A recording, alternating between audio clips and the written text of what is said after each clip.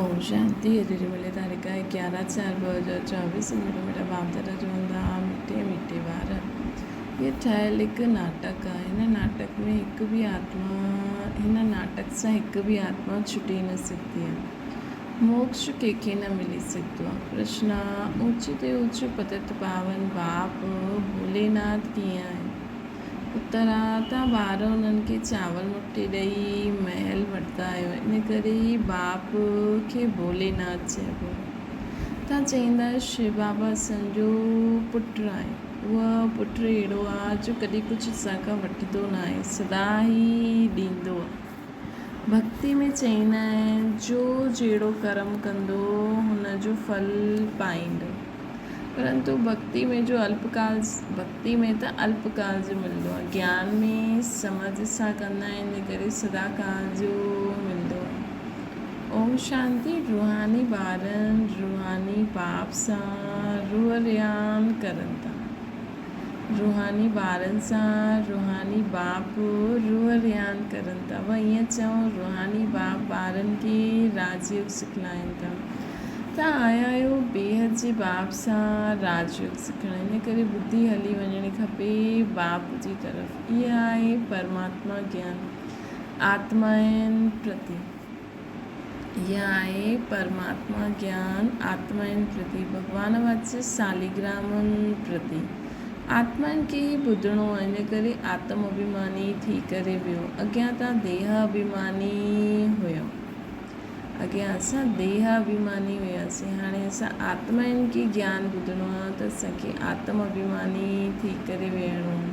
इहे पुरुषोत्तम संगम युग ते बाप ई अची करे असां ॿारनि खे आत्म अभिमानी ठाहींदा आहिनि। आत्म अभिमानी ऐं देह अभिमान जो फ़र्क़ु तव्हां सम्झी विया आहियो। बाप सम्झाईंदा आहिनि आत्मा ई शरीर सां पाठ विझाईंदी आहे, पढ़ंदी आत्मा ऐं शरीर न आहे। परंतु देह अभिमान थियण जे कारण सम्झंदा आहिनि फलानो पढ़ाईंदो आहे। तव्हां ॿारनि खे जो पढ़ाइण वारो आहे उहो निराकार आहे, हुनजो नाम शिव आहे। शिव बाबा खे पंहिंजो शरीर न हूंदो आहे। शिव बाबा खे पंहिंजो शरीर न हूंदो आहे। ॿिया सभई चईंदा मुंहिंजो शरीर। इहे कीअं चईंदा? आत्मा इहे कीअं चई मुंहिंजो शरीर? आत्मा चई मुंहिंजो शरीर आहे। बाक़ी उहे सभु जिस्मानी पढ़ायूं आहिनि, अनेक प्रकार जी हुन में सब्जेक्ट्स हूंदियूं आहिनि। त आत्मा चईंदी आहे इहो मुंहिंजो शरीर आहे। दुनिया में अनेक प्रकार जी पढ़ायूं हूंदियूं आहिनि, BA आदि केतिरा नाम आहिनि। हिन में हिकु ई नाम आहे, पढ़ाई बि हिकु ई पढ़ाईंदा आहिनि। हिकु ई बाप अची करे पढ़ाईंदा आहिनि, त बाप खे यादि करिणो पए। असांखे बेहद जे बाप पढ़ाईंदा आहिनि, हुनजो नाम छा आहे? हुनजो नाम आहे शिव। ईअं न की नाम रूप सां न्यारो आहे। मनुष्यनि जो नाम शरीरनि ते पईंदा आहिनि। चईंदा आहिनि फलाणे जो इहे शरीर आहे, उहो ई शिव बाबा जो नाम न आहे। मनुष्यनि जो नाम शरीर ते आहे। हिकु ई निराकार बाप आहे जंहिंजी आत्मा ते नाम शिव आहे। जॾहिं पढ़ाइण ईंदा आहिनि त बि नाम शिव ई आहे। इहे शरीर त उन्हनि जो न आहे। भॻवानु हिकु ई हूंदो आहे, 10-12 न आहिनि। उहा आहे ई हिकु। पोइ मनुष्य उन्हनि खे 84 अवतार चई ॾींदी।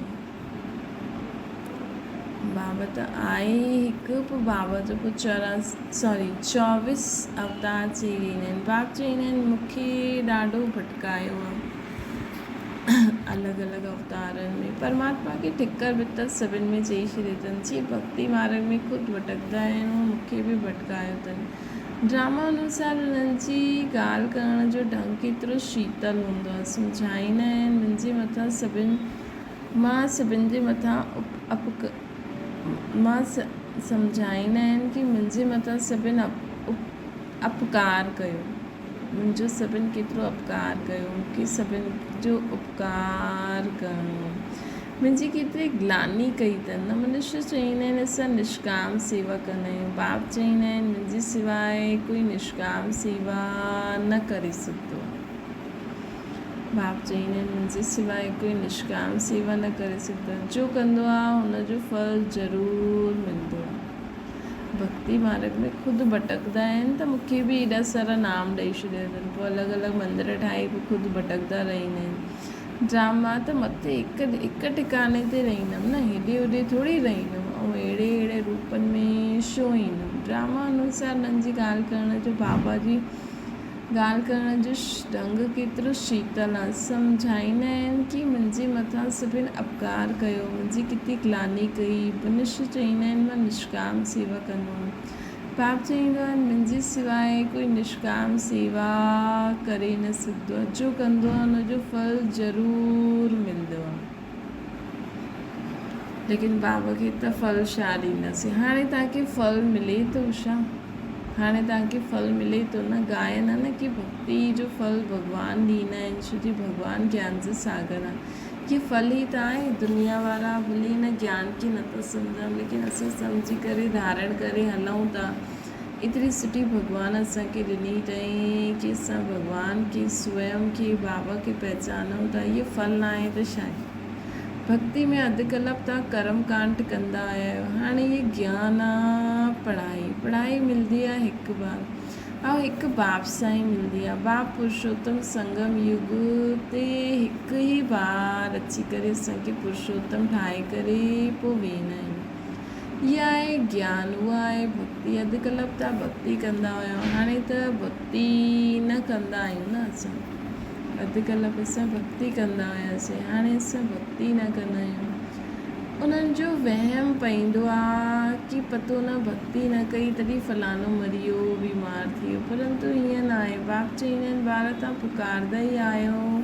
ही त सभु ड्रामो में नूंद हूंदो आहे, जॾहिं जो थियणो आहे उहो थी वेंदो आहे। बाप चवंदा आहिनि ॿार तव्हां पुकारंदा आया आहियो कि बाप तव्हां अची करे पतितनि खे पावन ठाहियो, सभिनि जी सदगति करो। त हाणे मां आयो आहियां। भक्ति अलॻि आहे, ज्ञान अलॻि आहे। भक्ति सां अधु कलाक थींदी आहे राति, ज्ञान सां अधु कलाक थींदो आहे ॾींहुं। राम राज्य रावण राज्य ॿई बेहद जा आहिनि, ॿिन्हिनि जो टाइम बराबरि आहे।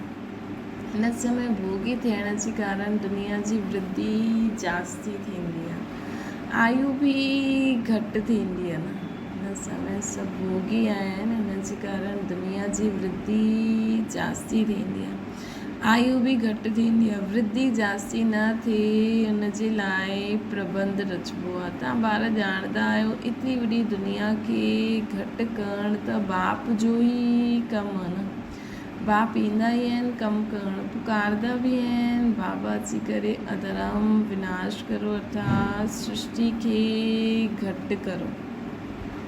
चवंदा बि आहिनि बाबा अची करे दुनिया खे घटि करो, अधर्म जो विनाश करो, सृष्टि खे घटि करो। थोड़ा मनुष्य रहिजी वेंदा आहिनि, बाक़ी सभु आत्मायूं पंहिंजे घर हली वेंदियूं आहिनि।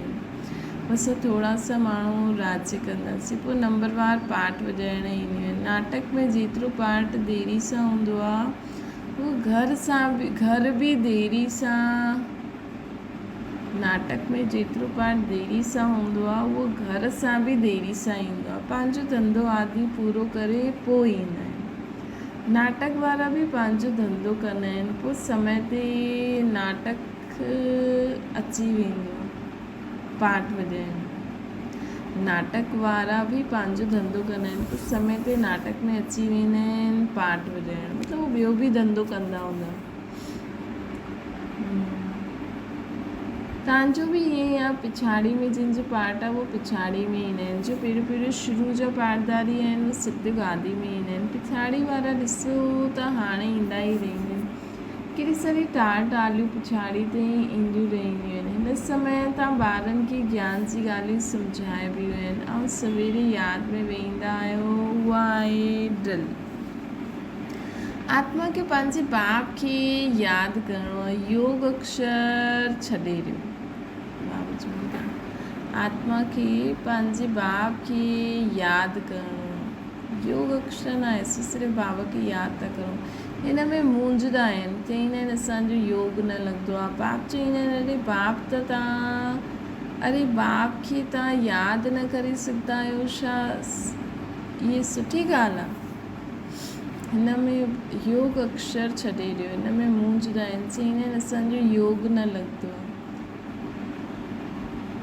बाप चवंदा आहिनि अड़े बाप खे यादि न करे सघंदा आहियो छा? इहा सुठी ॻाल्हि आहे। यादि न कंदव त पावन कीअं ठहींदव? बाप आहे ई पतित पावन, न यादि न कंदासीं त पावन कीअं ठहींदासीं? त सिर्फ़ु बाप खे यादि ई त करिणो आहे। बाप अची करे ड्रामा जे आदि मध्य अंत जो राज सम्झाईंदा आहिनि। इहे वैराइटी धर्म, वैराइटी मनुष्यनि जो वृक्ष आहे। सॼी सृष्टि जो बि मनुष्य मात्रा आहिनि, सभु पाठधारी आहिनि। केतिरा ढेर मनुष्य आहिनि, हिसाब कढी सघंदा आहियूं। हिकु वर्ष में एतिरा करोड़ पैदा थी वेंदा आहिनि, पोइ एतिरी जॻह बि त हुजे। एतिरी जॻह ई किथे आहे? तॾहिं चवंदा आहिनि मां ईंदो आहे लिमिटेड नंबर करणु। जॾहिं सभी आत्मायूं मथे हली वेंदियूं आहिनि असांजो घर, जॾहिं सभी आत्मायूं मथां खां हेठि अची वेंदा आहिनि त असांजो घर ख़ाली थी वेंदो आहे। बाक़ी बि जो बचंदियूं आहिनि उहे बि ईंदी वेंदियूं आहिनि। बाबा चवंदा आहिनि न, जीअं ई मथे ख़ाली थींदो उअं ई असां मथे पहुची वेंदासीं बाबा सां गॾु। बाबा चवंदो मां हली वेंदमि त जेका बाबा सां गॾु हूंदा उहो बि हली वेंदा न। जॾहिं सभी आत्मायूं मथां खां अची वेंदियूं आहिनि असांजो घर ख़ाली थी वेंदो आहे। बाक़ी जो बि बचंदा आहिनि उहे बि ईंदा रहंदा आहिनि। झाड़ कॾहिं सुकंदो न आहे, हलंदो ई ईंदो आहे। पिछाड़ी में जॾहिं हुते कोई रहंदो न आहे, पिछाड़ी में जॾहिं हुते कोई रहंदो न आहे, पोइ सभी वेंदा आहिनि। ये खेल ठहियलु आहे। नई दुनिया में केतिरा थोरा हुया, हाणे केतिरा ढेर आहिनि। शरीर त सभिनि जो बदिलंदो ई वेंदो आहे। उहो बि जनम उहो बि जन्म उहो ई वठंदा जो कल्प कल्प वठंदा आहिनि। शरीर त ॾिसो अॼु आहे कल्ह न आहे, लेकिन असांजो जन्म उहो ई थींदो जीअं कल्प कल्प वठियो। इहे वर्ड ड्रामा कीअं हलंदो आहे सवाइ बाप जी कोई सम्झाए न सघे। ॿारनि में बि नंबरवार पुरुषार्थ अनुसार सम्झंदा आहिनि। बेहद जो नाटक केतिरो वॾो आहे, केतिरे सम्झण जी ॻाल्हियूं आहिनि। बेहद जो बाप त ज्ञान जो सागर आहे, बाक़ी त सभु लिमिटेड आहिनि। वेद शास्त्र आदि कुझु ठाहींदा आहिनि, जास्ती कुझु ठाहींदा न। वेद शास्त्र आदि ठाहींदा आहिनि, बाक़ी कुझु जास्ती कुझु ठहींदो न। तव्हां लिखंदा वञो शुरू खां वठी करे त केतिरी लंबी चौड़ी गीता ठही वेंदी आहे। सभु छपंदो वञे त मकान सां बि वॾी गीता ठही वेंदी। तव्हां लिखंदा वञो शुरू खां वठी करे त केतिरी लंबी चौड़ी गीता ठही वेंदी आहे। जॾहिं छपंदो आहे छपी वञे त मकान खां बि वॾी गीता थी वञे। त बाबा चवंदा आहिनि इन करे वधाई आहे सागर खे साही ठाहे ॾियो, ईअं करे कहावत आहे न। पोइ इहे बि चई ॾींदा आहिनि कि चिड़िया आहिनि सागर खे हप करे छॾियो। तव्हां चिड़िया ई आहे न, सॼे ज्ञान सागर खे हप कयो आहे न। तव्हां हाणे ब्रह्मण ठहिया आहियो, तव्हांखे हाणे ज्ञान मिलियो आहे। ज्ञान सां तव्हां सभु कुझु ॼाणे विया आहियो। ज्ञान सां सभु कुझु ॼाणे विया आहियो। कल्प तव्हां हिते पढ़ाई पढ़ंदा आहियो, हुन में कुझु कम जास्ती न थींदो आहे। जेतिरो जो पुरुषार्थ कंदा हुनजी प्रारब्ध ओतिरी ठहींदी आहे। हर हिकु सम्झी सघंदो आहे कि मां केतिरो पुरुषार्थ करां थो, केतिरे पद जे लाइक़ु ठही वेंदमि। स्कूल में बि नंबरवार इम्तिहान पास कंदा आहिनि। सूर्यवंशी चंद्रवंशी ॿई ठहींदा आहिनि त नापास थींदा आहिनि। उहे चंद्रवंशी ठहींदा आहिनि, जो नापास थी वेंदा आहिनि उहे चंद्रवंशी ठहींदा आहिनि। कोई ॼाणंदा न आहिनि कि राम खे बाण छो ॾिनो अथनि। मारामारी जी हिस्ट्री ठाहे छॾी अथनि। कृष्ण भी हिंसा कई, राम भी हिंसा कई। इन समय आहे ई मारामारी। तव्हां ॼाणंदा आहियो जो कर्म कंदा आहियूं हुनखे अहिड़ो फल मिलंदो ई आहे। जहिड़ो जीअं कोई हॉस्पिटल ठाहींदो त ॿी जन्म में हुनजी आयु वॾी थींदी, तंदुरुस्त थींदा। कोई धर्मशाला स्कूल ठाहींदा आहिनि त उन्हनि खे अधु कलाक जो सुख मिलंदो आहे। कोई धर्मशाला स्कूल त उन्हनि खे पोइ सुख मिलंदो रहंदो आहे उन कल्प में। ज़रूरी न आहे ॿिए जन्म में मिले। बाबा चवनि था पोइ कोई धर्मशाला स्कूल ठाहींदा आहिनि त उन्हनि खे अधु कल्प जो सुख मिलंदो आहे। हिते ॿार जॾहिं ईंदा आहिनि त बाबा पुछंदा आहिनि तव्हांखे केतिरा ॿार आहिनि त चईंदा आहिनि 3 लौकिक आहिनि, 1 शिव बाबा आहे। श्री उहो वरसो ॾींदो बि आहे त वठंदो बि आहे। हिसाबु माना उन्हनि खे ॾियण जो कुझु न आहे, उहो त दाता आहे न। चांवर मुठी ॾेई करे असांखे महल ॾींदा आहिनि, इन करे उहो भोलेनाथ आहे, पतित पावन ज्ञान जो सागर। हाणे बाप चईंदा आहिनि कि भक्ति जा जो शास्त्र आहिनि उन्हनि जो सार मां तव्हांखे सम्झायां थो।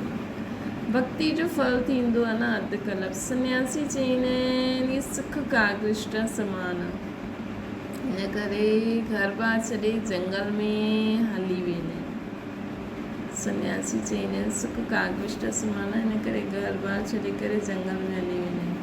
चईंदा आहिनि असांखे स्वर्ग जा सुख न आहिनि त बि नर्क में अचिणो पवंदो आहे। चईंदा आहिनि असांखे स्वर्ग जा सुख न खपनि त पोइ नर्क में अचिणो पए, असांखे मोक्ष खपे। परंतु इहे यादि रखो कि बेहद जो नाटक आहे। हिन नाटक सां हिकु आत्मा छुटी न सघंदी आहे, हिकु बि आत्मा। इहे ठहियलु हिकु ड्रामो आहे। तॾहिं ॻाईंदा आहिनि बनी बनाई बन रही, परंतु भक्ति में चिंता करणी पवंदी आहे। चिंता करणी पवंदी आहे। जो कुझु पास कयो उहो पोइ थींदो आहे। 84 जो चक्कर तव्हां लॻाईंदा आहियो, इहे कॾहिं बंदि न थींदो आहे। ठहियलु हिकु ड्रामो आहे, हिन में तव्हां पंहिंजी पुरुषार्थ खे उड़ाए कीअं सघंदा आहियो। बाबा चवंदा आहिनि कि 84 जो चक्कर असां लॻाईंदा आहियूं, इहे कॾहिं बंदि न थींदो आहे। इहे ठहियलु हिकु ड्रामो आहे, हिन में तव्हां पंहिंजी पुरुषार्थ खे उड़ाए कीअं सघंदा आहियो। तव्हांजे चइण सां तव्हां निकिरी न सघंदा आहियो। मोक्ष जो पाइण, ज्योति जोत समाइण, ब्रह्म में लीन थियण, इहे हिकु ई ॻाल्हि आहे। लेकिन न मोक्ष, इहे ॻाल्हियूं हिकु ई आहिनि। मोक्ष, ज्योति जोत में समाइण, ब्रह्म में लीन थियण, इहे चईंदा आहिनि बाबा चईंदा आहिनि इहे हिकु ई ॻाल्हि आहे। अनेक मतूं आहिनि, अनेक धर्म आहिनि। पोइ चई ॾींदा आहिनि तव्हांजी गत मत न्यारी, तव्हां ई ॼाणो।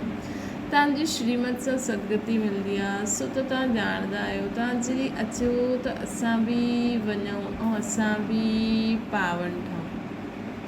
तव्हां जॾहिं अचो तॾहिं असां बि वञूं। बाबा खे चईंदा आहिनि बाबा तव्हां अचो त असां बि वञूं, असां बि पावन ठहूं। पढ़ाई पढ़े ऐं असांजी पढ़ाई पढ़ूं, असांजी सदगति थिए। जॾहिं सदगति थी वेंदी आहे त पोइ कोई सॾ ई न कंदा आहिनि मूंखे। जॾहिं सभिनि जी सदगति थी वेंदी आहे त ॿियो कोई मूंखे सॾ ई न कंदा आहिनि। जॾहिं बाबा चईंदा आहिनि हिन समय सभिनि जे मथां दुखनि जो पहाड़ किरणो। कूने नायक खेल ॾेखारींदा आहिनि ऐं गोवर्धन पहाड़ बि ॾेखारींदा आहिनि। अंगुली सां पहाड़ उठाइनि। तव्हां हिन जो अर्थ ॼाणंदा आहियो। तव्हां थोरा सा ॿार हिन दुख जे पहाड़ खे उठाईंदा आहियो, दुख बि सहन कंदा आहियो न। तव्हां थोरा सा ॿार हिन दुख जे पहाड़ खे हटाईंदा आहियो, दुख बि सहन कंदा आहियो न। तव्हांखे वशीकरण मंत्र तव्हांजो वशीकरण मंत्र सभिनि खे ॾियणो आहे। चईंदा आहिनि तुलसीदास चंदन घिसे तिलक राजाई जो तव्हांखे मिलंदो आहे। पंहिंजी महिनत सां तव्हां राजाई जे लाइ पढ़ो था। राजयोग जंहिंसां राजाई मिलंदी आहे उहो पढ़ाइण वारो हिकु बाप ई आहे। हाणे तव्हां घर में वेठा आहियो, इहे दरबार न आहे। दरबार उनखे चइबो आहे जिते राजायूं महाराजायूं मिलंदा आहिनि, त उनखे दरबार चइबो आहे। इहा पाठशाला आहे। हिते त बाबा टीचर ठही करे सभी आत्माउनि सां मिलंदा आहिनि। हिते त बाबा टीचर ठही करे सभी आत्माउनि सां मिलंदा आहिनि। त इहा पाठशाला आहे, न कि दरबार। दरबार में त राजायूं महाराजा मिलंदा आहिनि। बाबा चईंदा आहिनि ॾिसो इहा पाठशाला सम्झाइबो कोई ब्रह्मणी विकारी खे न वठी अची सघंदी आहे। पतित वायुमंडल खे ख़राबु कंदो, इन करे अलाउ न कंदा आहिनि। जॾहिं पवित्र थिए तॾहिं अलाउ कबो आहे। हाणे कोई खे अलाउ करिणो पवंदो आहे। अगरि हितां खां वञी करे पतित थियो त धारणा न थींदी। इहे थियो पंहिंजे खे श्रापित करणु। अगरि हितां खां वञी करे कोई बि पतित थी वेंदो आहे न त धारणा न थींदी। जीअं ख़ुदि खे श्रापित करे छॾींदा आहिनि। विकार जी रावण जी विकार आहे ई रावण जी मत। राम जी मत छॾे रावण जी मत सां विकारी ठही पत्थर ठही वेंदा आहिनि। राम जी मत छॾे रावण जी मत सां विकारी ठही करे पत्थर थी वेंदा आहिनि। इहे गरुड़ पुराण में ॾाढी रोचक ॻाल्हियूं लिखी छॾी अथनि। बाप चवंदा आहिनि मनुष्य ई ठहींदो आहे, जानवर आदि न ठहींदो आहे। पढ़ाई में कोई अंधश्रद्धा जी ॻाल्हि न थींदी आहे। तव्हांजी इहा पढ़ाई आहे। स्टूडेंट पढ़ी करे पास थी करे कमाईंदा आहिनि। स्टूडेंट पढ़ी करे पास थी करे पोइ कमाईंदा आहिनि। अच्छा, मीठी सिखल जे ॿारनि प्रति माता पिता बाप दादा जो यादि प्यार ऐं गुड मॉर्निंग। रूहानी बाप जी सभिनि रूहानी ॿारनि खे नमस्ते। संस्कृति रूहानी माता पिता बाप दादा खे यादि प्यार गुड मॉर्निंग ऐं नमस्ते। धारणा जे लाइ मुख्य सार वशीकरण मंत्र सभिनि खे ॾियणो आहे। पढ़ाई जी महिनत सां राजे जो तिलक वठिणो आहे। असांखे हिन दुखनि जे पहाड़ खे हटाइण में पंहिंजी उंगली ॾियणी। वशीकरण मंत्र सभिनि खे ॾियणो आहे। पढ़ाई जी महिनत सां राजे जो तिलक वठिणो। हिन दुखनि जे पहाड़ खे हटाइण में पंहिंजी उंगली ॾियणी। ॿियो आहे संगम युग ते पुरुषोत्तम ठहिण जो पुरुषार्थ करिणो आहे। बाप खे यादि करण जी ड्रिल करणी आहे। बाक़ी योग चई करे मुंझणो न आहे। वरदान आहे सेवा में विघ्ननि खे उन्नति जी सीढ़ी सम्झी अॻियां वधण वारा निर्विघ्न सच्चा सेवाधारी ठहो। सेवा ब्रह्मण जीवन के सदा निर्विघ्न ठाहिण जो साधन भी आहे। ऐं पोइ सेवा में ई विघ्ननि जो पेपर भी ज़्यादा ईंदो आहे। निर्विघ्न सेवाधारियुनि खे सचो सेवाधारी चइबो आहे। विघ्न अचण इहे ड्रामा में न हूंदा, अचे ई ऐं ईंदे ई रहंदा। छो जो इहे विघ्न व पेपर अनुभवी ठाहींदा आहिनि। इनखे विघ्न न सम्झी अनुभवनि जी उन्नति थिए थी। हिन भाव सां ॾिसो त उन्नति जी सीढ़ी अनुभव थींदी ऐं अॻियां वधंदा वेंदासीं। त विघ्न न आहे। असांखे हर ॻाल्हि खे अनुभव कराए असांजो पेपर वठी करे असांखे अॻियां वधाईंदो। सम्झो कोई विघ्न आयो जंहिंमें ॾाढो दुख आहे, ॾाढा माण्हू दुखी थी करे रोअनि था। हुन में बि असांखे स्वयं खे चेक करिणो मां केतिरो इन्हनि जे दुख खे समायां थी। है न? त इहे विघ्न न आहे, इहे पेपर आहे। हिनखे विघ्न न सम्झो, हिनखे अनुभव जी उन्नति थिए थी। हिन भाव सां ॾिसो त उन्नति जी सीढ़ी अनुभव थींदी ऐं असां अॻियां वधंदा रहंदासीं।